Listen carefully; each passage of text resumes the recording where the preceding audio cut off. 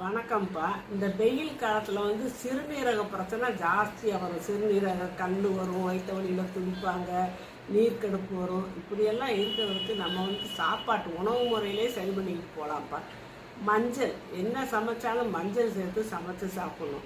அப்புறம் நீர்ச்சத்து காய்கறிகள், இந்த சுரக்காய், சவுச்சவு, பொல்லங்காய், பீக்கங்காய், இப்படி நீர்ச்சத்து காய்கறி சாப்பிடணும். அப்புறம் தர்பூசணி பழம், இந்த ஜூஸ் உள்ள பழங்களாக நம்ம சாப்பிடணும். ஜூஸ் புழிஞ்சு சாப்பிட சொல்லலை, ஜூஸ் புளியறதை காட்டிலும் அந்த பழங்களை அப்படியே சப்பி சாப்பிடணும். நம்ம உமிழ்நீரோடு கலந்து சாப்பிடணும்.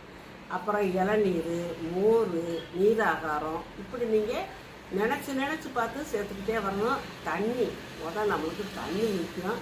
தண்ணியை நல்லா அதிகமாக சாப்பிடுங்க. இப்படி நம்ம உணவு பழக்கத்திலே வந்தால் நம்ம சிறுநீரகத்தை காப்பாற்றிக்கலாம். இந்த வெயில் காலத்தில் நிறையா பேர்த்துக்கு இந்த சிறுநீர் பிரச்சனை வரத்தான் செய்யும். நீங்கள் கோளாறாக சிறுநீரகத்தை